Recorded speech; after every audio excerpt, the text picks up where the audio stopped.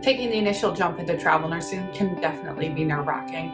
You're leaving the safety and comfort of a unit, a hospital that you are very familiar with, to go on this crazy, amazing cross-country endeavor. In this video, I'm going to be talking about questions to ask yourself before you even connect with a recruiter for the first time, like where you want to travel to and what your specialty in nursing is.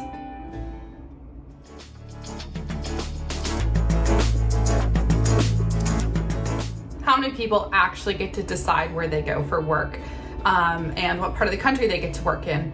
Spoiler alert, not that many. Prior to the coronavirus pandemic, a typical travel contract consisted of a 13-week commitment.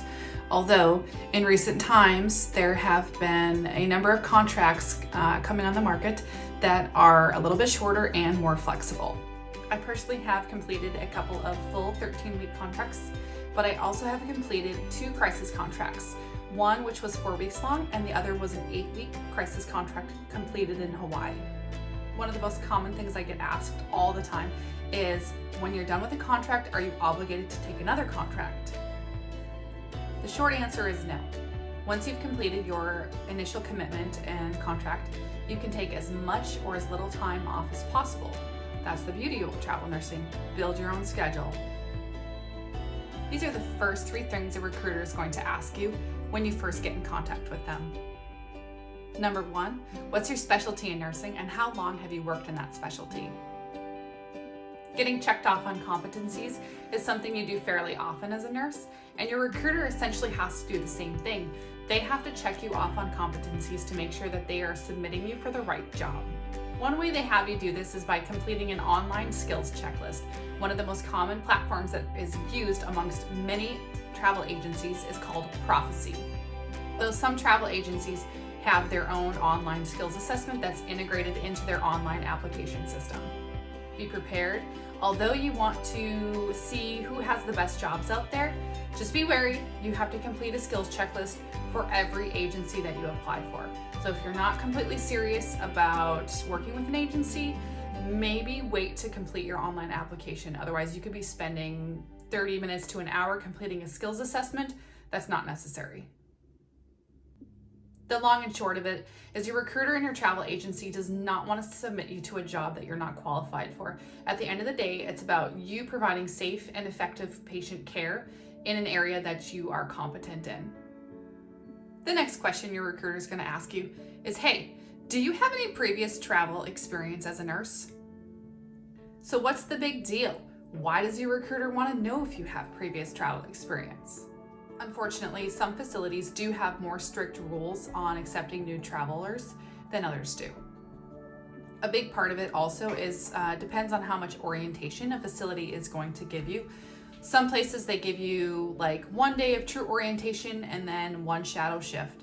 And after that, you're expected to be completely functional and independent on your own. So if you're thinking, oh no, I'm new to traveling, how am I going to get a contract? Don't fret. Everyone's new at some point in time. Just communicate with your recruiter and let them know that you are a new traveler. They will do their best to find a facility and a contract for you that is going to be best suited to you and is going to be a little bit more traveler friendly than another place could be. Once you get that first contract under your belt, you're going to be good to go and your choices are going to be almost limitless. Number 3, your recruiter is going to ask you, hey, where do you want to travel to and why do you want to travel there?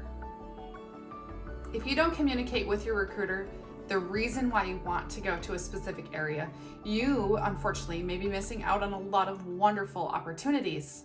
If you tell your recruiter that you want to go to Colorado in the winter because you love to ski, they actually may be able to give you some alternative suggestions in other places that also have really awesome skiing.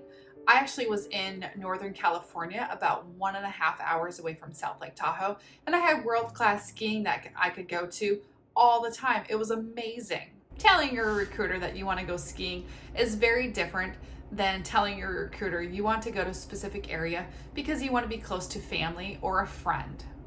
So on the business side of picking where you want to go, the unfortunate thing about nursing is that each state has its own licensing requirements. Luckily for some nurses, they live in a state that is part of the Nurse Licensure Compact, or the NLC.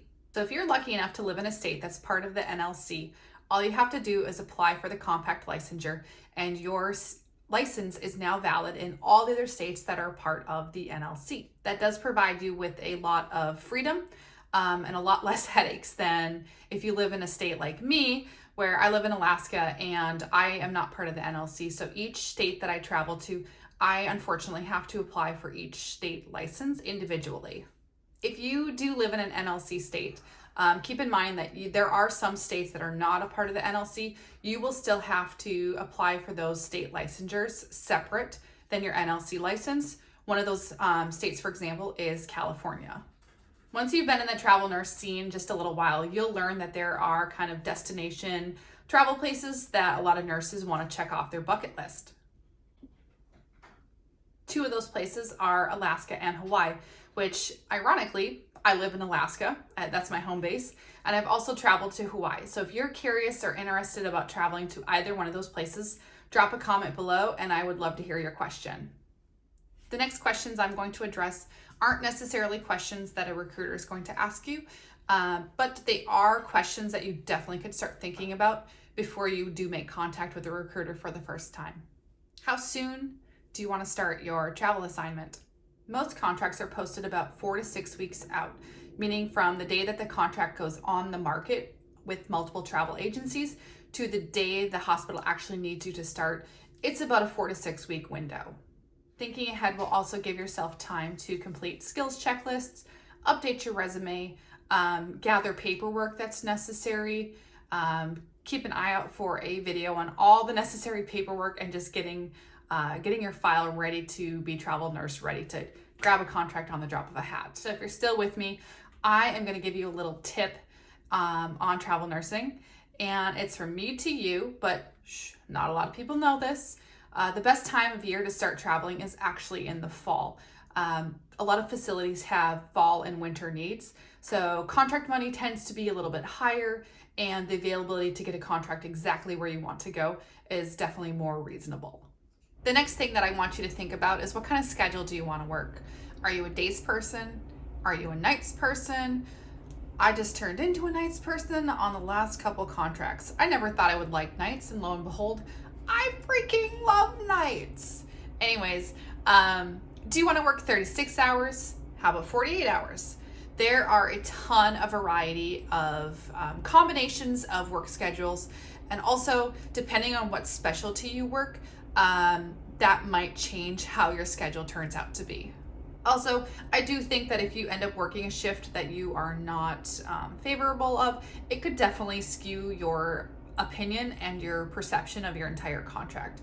And I would hate for your first travel contract to be ruined just by working the wrong shift or getting kind of forced into working the wrong shift. If your recruiter is trying to push you to take a shift that you don't want, tell them no. Tell them no. And let me tell you, there are more fish in the sea. There are more contracts that are going to come your way that are the similar pay package that you're looking for, similar area that you want to go to or travel to. Just say no.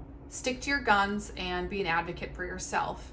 And also, if your recruiter's pushing you to take a contract that just doesn't really speak to you, that may be a hint you need a new recruiter.